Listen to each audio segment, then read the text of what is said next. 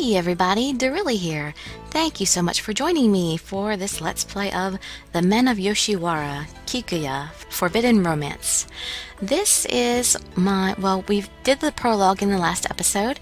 Oh, if you're not aware, what I do is I basically turn the visual novels into audiobooks, in case if you're like me doing artwork and I'd have to look up to read every time somebody wasn't reading the things out loud. So I thought I could provide that service for other people. Basically, you all get an audiobook with pictures. So I hope some of you will enjoy this. I really like Kagura. He is definitely the one that I know is going to be my favorite. So I don't want to start with him because I want to get the hang of the game first. Let's try Hayabusa since he's my childhood friend. Main volume. Okay, I'm sorry, I'm an idiot. Now we're actually starting. Chapter 1, Always a Crybaby. It was my first time at the Pleasure District, and a banquet had suddenly been prepared for me. I hadn't even chosen a courtesan to spend the night with yet. I was starting to question whether I was worthy enough to be in such a dazzling place. I was served exquisite food and alcohol, the likes of which I had never had before. The beautiful courtesans danced and sang, surrounding me as they sat next to me. What's wrong? Your face is so stiff. I was so nervous that I couldn't even take a bite of food or sip the alcohol. Takeo slowly brought his face closer to mine. His sweet musk drifted towards me, and I felt my heart leap out of my chest. I'm nervous. Is that so? Then I think you need to drink some more. Free your mind, laugh and have fun. Before you know it, your nervousness will have drifted away. Oh no, it's going to spill! Takeo triumphantly poured more alcohol into my glass until it almost overflowed. I panicked and quickly took a sip before the drink spilled. My throat started to burn. As he watched me, Takeo gleefully smiled with satisfaction. It's great having a sophisticated girl like you around. Suddenly, a new musky smell drifted towards me. It was different from Takeo's. It lured me in as I turned my head. I don't care if you get drunk, but let my dance fascinate you as well. Tokiwa's fan fluttered like wings of a butterfly. The sparkling golden fans and Tokiwa's flirtatious eyes captivated me. You're just as Takeo described. You're unaccustomed to the thrills of the Pleasure District, and tease our virile instincts. I couldn't find the right words to say. Even though Iroha had gone through all of that work to throw me a banquet, even though these two courtesans were enticing me, it seemed like I was in another world, and I genuinely couldn't enjoy it. Takeo was Kikuya's #1 courtesan. Takeo and Tokiwa's beauty was unfathomable. The two of them were like spirits, and the world they lived in was like a fantasy.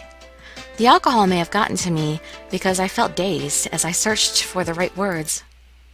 Please excuse my interruption. This is Kagura, another courtesan. The door slowly opened and Kagura entered the room. He surprised me because I remembered seeing this man standing in front of Kikuya earlier. It's a pleasure to make your acquaintance. Just like before, his sharp, enchanting eyes looked ever so slightly happy. I slowly swallowed my breath. Iroha told me to have Kagura entertain you during his break because you're an honored guest. Getting Kagura to entertain you like this, you must be an important lady of the court. My social status isn't that... Kagura, watch your mouth. Yes, Kagura, my apologies. Kagura boldly scolded Kagero, and Kagero cast his eyes downward. Kagero's youthful face gave off an alarmingly delicate aura as he looked away. I can pour you some more. That is, if it suits your tastes. Kagura acted beautifully as he approached me and picked up the bottle of rice wine. I was taken in by him and lifted up my glass. Well, he seems far more friendly than he did before. His gorgeous, well-prepared fingers were like Takeo's. However, Kagero's hand seemed manlier than Takeo's. What's wrong, miss? Oh no, it's nothing. I couldn't tell that I was entranced by his unfamiliar hands. I stirred my drink to try to change the subject. It looks like you're enjoying yourself. Now. Tokiwa danced cheerfully and nimbly.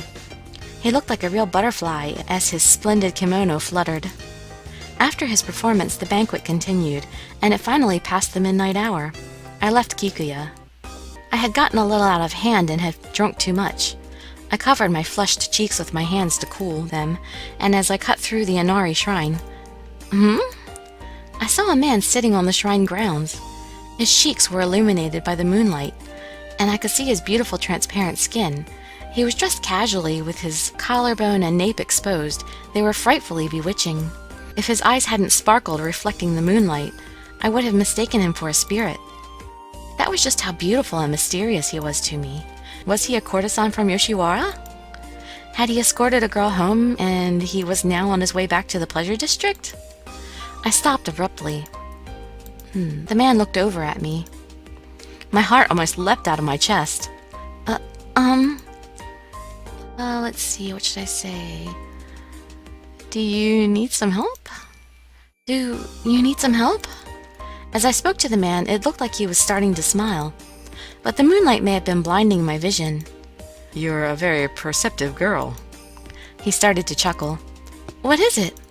I timidly asked about his problem. The truth is, the strap on my sandal broke, so I'm stuck here. I really don't mind walking home barefoot, but, well, look. The man pointed his chin upward towards the night sky. I did as he said and looked up to see the fantastically glimmering moon. The moon looks incredibly pretty tonight, don't you think? It feels like something wonderful is about to happen. He chuckled and looked back at me. When he laughed, he looked like an innocent little child.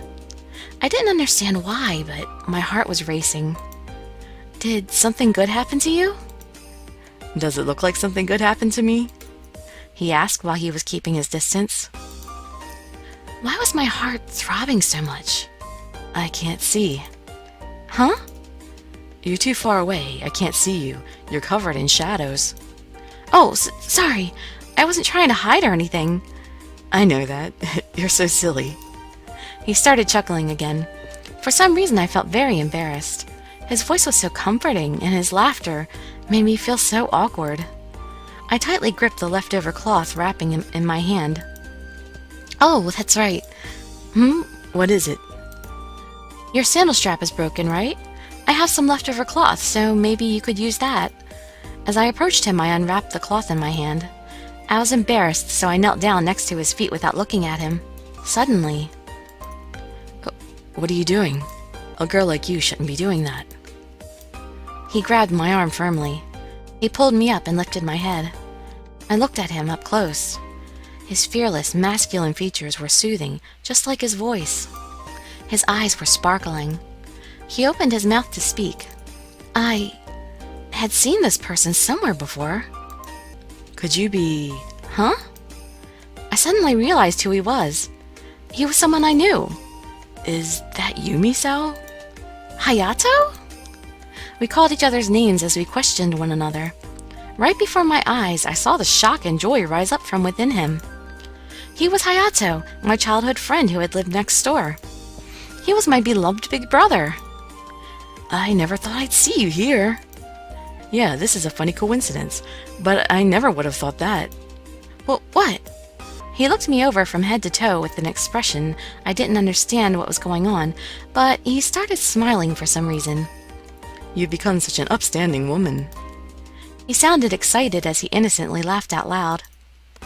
Stop it! You've become pretty upstanding yourself. I'm not, though. This time his smile slowly turned into a sorrowful frown. I felt a prickling pain in my chest and put my hands on top of it. Anyway, how's your mom doing? She's doing well. What about Hayato's mother? I was about to ask him, but I quickly held my tongue. Men were seldom born on this island, and those that were born here were sold to Yoshiwara. I've heard stories of courtesans escaping back to their homes, but the scarce number of men that lived here were all forced to work in the pleasure district. That's messed up. So was the fate of the men born on this island. That was why I was sure that he, too... What's wrong? You look so glum. No, it's nothing. More importantly, your sandal strap. I think we can fix it with this. Do you have the skills to do something like that?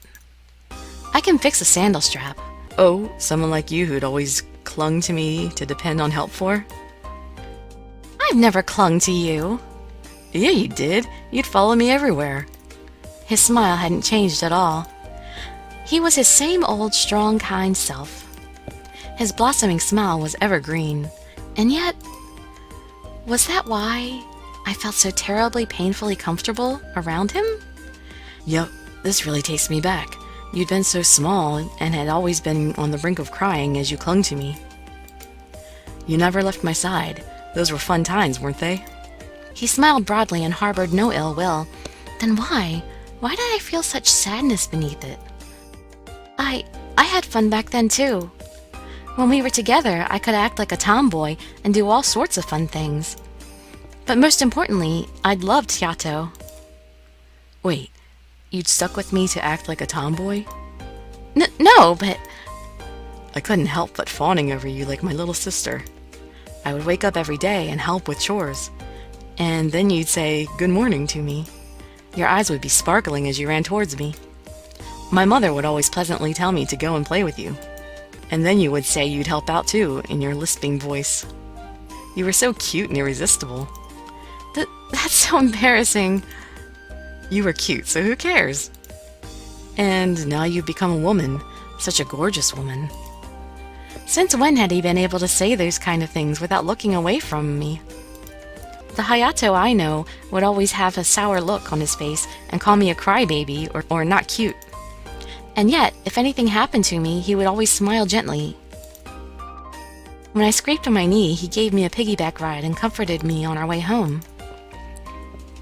When I said I was scared of bugs, he smiled and told me everything would be okay. Still, he was acting like a skillful courtesan. Just like this. What is it, Misao? Why are you suddenly so quiet? With an extremely casual movement, he put his hand to my face. It wrapped around my cheek and was very warm. Your face is so small as usual. Not to mention your mood is so quick to change. And you always look like you're going to cry. He gently caressed my cheek. My cheeks become hot. They were flushed.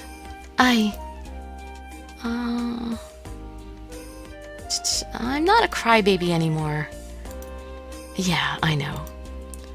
Don't make that face. I love it when you smile, you know. His words almost took my breath away as he spoke without hesitation. Hayato smiled and slowly took his hand away from my cheek. Not to mention... He started to stretch. His outstretched hand was slender, but I was able to make out a bit of muscle. I looked away at once. Misao? Show me your sandal. Huh? Look, I said I would fix your sandal, didn't I? Oh, you're right. I'd had so much fun talking to you, I'd completely forgotten about it. He lifted up the foot with the broken sandal. His foot was much bigger than mine, and its girth mystified and comforted me. Can you really fix it? He looked down at my hands. Don't look at me like that. My hands will slip. All right, fine. He smiled broadly again and went back to looking up at the stars. He looked exactly just as he had a few minutes ago when I'd come from here. He was gazing up at the beautiful moonlit sky. His face was so pretty that it almost made me tremble. On a beautiful moonlit night like this. I panicked and looked down at his sandal. Wonderful things really do happen. My hands started to shake. I couldn't move my fingers properly after hearing him say those words. I never thought I'd see you again so quickly. Quickly? It sounded like he was talking to the moon. It had been a long time since we'd been reunited. It wasn't quick enough for me. I see. What's that supposed to mean? Well, I figured out that he was looking at me and not the moon. I felt a little nervous and stopped fixing his sandal as I stared up at him. If you were a courtesan in the pleasure district like me... It was just as I thought. He really was a courtesan. His body was prisoner to the pleasure district. One part of me didn't want to know, but another part of me did. He was my beloved Hayato. He was always so understanding by my side, so masculine and kind. I started to remember. The day he disappeared like it was yesterday. It had happened on a hot summer day. Yes, I will save. And that's not enough for a whole episode, I don't think, so we will continue. Let's see. Chapter 2, we'll meet again, and we shall. I'd been reunited with Hayato, my childhood friend. I vividly remembered the day that I'd lost him, and it gave me a squeezing pain in my chest. Hey, Hayato, where are you going with all that luggage? It had been a hot and humid summer day. I'd still been young and felt anxious standing next to Hayato as he silently packed his things. I hadn't been able to hide my nervousness and clung to him. Hey, Hayato. Go home. I pulled on his clothes. I jumped onto his back.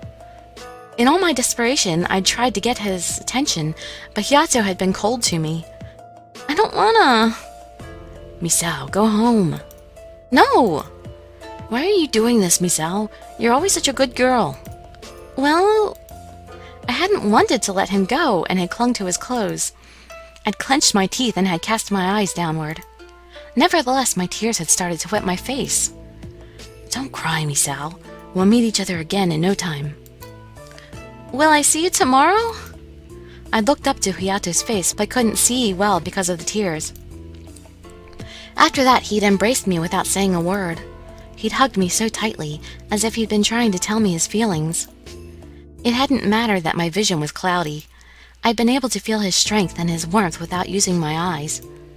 But it had all been for only a brief moment. Misao, you're here again? I told you that you can't come here today. Now go home. My mother had come to pick me up and had dragged me back home. However, I couldn't forget the way we'd looked at each other as I'd been taken away. It had been the first time I'd seen Hayato looking so depressed. After that day, my beloved friend had disappeared. Misao? I was quickly brought back to reality. Hayato was all grown up now and staring into my eyes. I was busy daydreaming about the past, and his gaze surprised me. Hey, what's wrong? You were spacing out for a minute there. No, it's nothing. So, you can keep secrets now, huh? That's not it. Let's see. I was thinking about the past, which is true. The past, huh? He let out a deep breath and started to smile bitterly. All I remember is how much you'd smiled. His words should have made me happy, but they made my heart ache. It looked like Hayato was forcing himself to smile. My chest was in pain. You don't have to look so sad. You should laugh because you've become so pretty. He gently patted my head. There were a lot of things that I wanted to ask him. I wanted to lean in and innocently indulge in his soft touch, but neither of those things were possible now. I couldn't do it. I still wanted to pretend that I didn't understand what was going on. Yes, I didn't want to accept the fact that my beloved Hayato had become a courtesan held captive in the pleasure district. Your hand is so big and warm, just like it used to be. Hey, you're just as small as you've always been, too. That's not true. I've grown up. Yeah, both of us have. His smile was so gentle. It was brilliant and blinding, like the sun. But was he a gentleman of the night now? By the way, Misao, will you be able to fix my sandal strap soon? Oh! As Hayato gently combed my hair, he started teasing me just as he'd done in the past. I'm sorry. I just need to tie this part. In a panic, I took the sandal strap and made a knot. Without hurrying me, he looked down and smiled as I worked. Are you okay on time? It's so late. Yeah, I'm not sure. If they realize I'm not there, well, I'm sure they'll just yell at me. Huh? It's all because I stopped to talk to you. What are you talking about? You just kindly offered to fix my sandal, that's all. But we talked about a lot of things. There it is. Huh? Your bad habit. You're always so quick to blame yourself. You should only apologize when you've done something wrong. Haven't I told you that before? Have you already forgotten? He spoke casually, but I could see that his eyes weren't laughing. Was he thinking about my past self? A thought crossed my mind. Why hadn't Hayato asked me why I was here or anything about me? Was it because he wasn't interested? Or was he scared to know the truth like I was? I haven't forgotten. I remember a lot of things that you've told me. Same with me. Really? Yeah, I remember all the times you've been on the brink of tears. Hayato! I pounded on his chest as he made fun of me. At that moment, he grabbed my wrists and held my hands tightly. Huh? Thanks for fixing my sandal. It's completely fine now. I'll escort you back to the main gate. As he held my hand, he put on his Geta sandals. He smiled with satisfaction. But there's no time. I can't let you walk home by yourself. You're like my cute little sister. Little sister. Don't you like it? I shook my head. Thinking back, I realized that he called me that from time to time. Since I was his little sister, that meant we had a special bond. When he'd called me that in the past, it comforted me greatly. After that, Hayato led me by the hand. We walked along the night roads of Yoshiwara together. Night was crawling on and everything was silent. The sweet, clattering voices of people echoed in the nighttime pleasure district. He was half a step in front of me, and our eyes suddenly met. I started to feel embarrassed for some reason and quickly averted my eyes. I'm surprised you came all the way out here. Huh? No, it's nothing. The front gate is up ahead. Yeah. I wanted to ask him about what he'd said, but couldn't find the right words. I could finally see the front gate ahead, just like he said.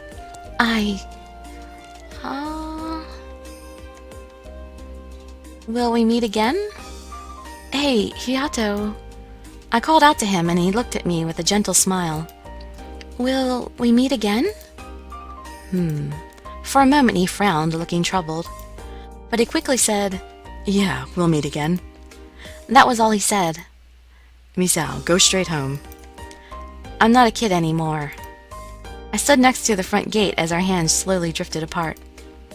It's dangerous for adults to travel alone at night, too. Be careful, okay? Okay. See you soon, Misao. Goodbye, Hayato. It wasn't even our final farewell, but I couldn't help feeling very lonely. We were finally reunited, yet I slowly waved my hand after we separated from one another. Hey, Misao. The second I turned around, he called out to me, and I turned to look at him. My contract will be over in a few more years. Then things can go back. Hayato has always spoken clearly, so it is unusual to see him stutter. He cast his eyes down, and I couldn't bear it. I rushed over and reached my hand out and held his once again. Let's play again, okay, Hayato? Misao. His hands were trembling, and he gripped my hand tightly. Yeah, we'll play as much as you want. Just wait for me. Okay. Once again, our hands slowly parted. As feelings of regret pricked my chest, I slowly let go of his hand. I opened the gate and turned around. Hayato stood there, smiling happily and waving energetically. It made me happy, too, and I waved back as hard as I could.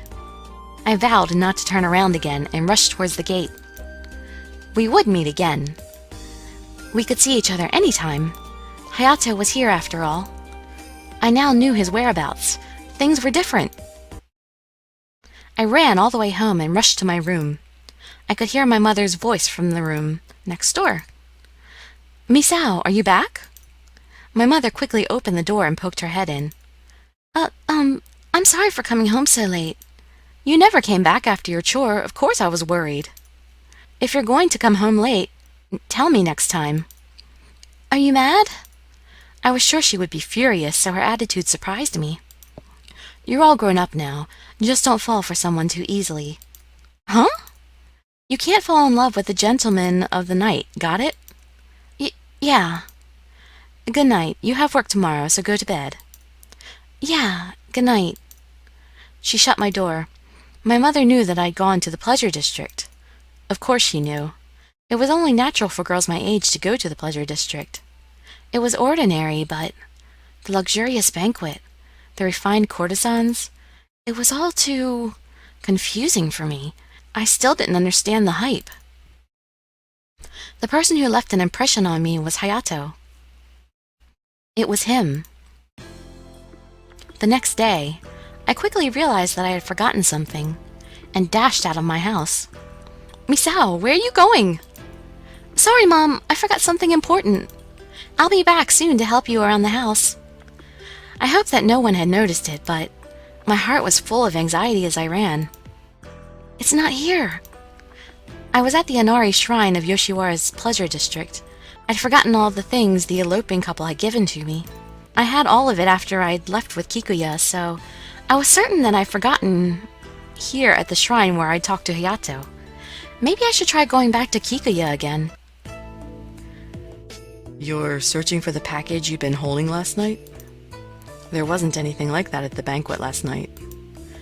Is that so? I dropped my shoulders and let out a sigh. It wasn't at Kikuya either. I felt so guilty because they'd entrusted me with their feelings.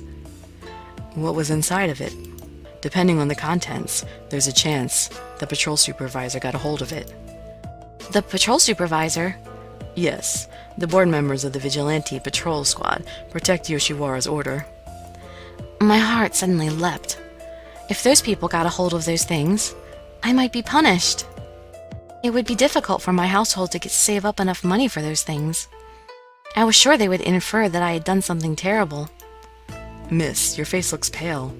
I'd gone deep into thought on reflex and quickly looked at Iroha. I'm fine. Thank you for helping me.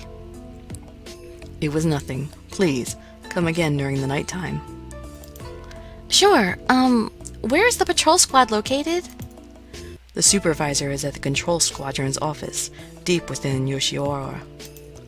If you walk towards the Inari Shrine, you'll see a big shop called Ogiya. The office is 2 buildings down from there. Got it. Thank you for everything. You're welcome.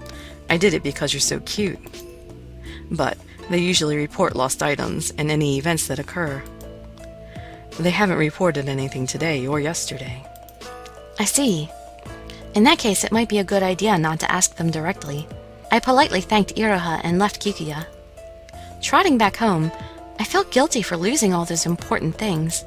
Even if I was overjoyed to be reunited with Hayato, that didn't excuse my actions. I've done something inexcusable. I wasn't disappointed about losing money or valuable items. I was ashamed that I couldn't inherit the things that the couple had treasured.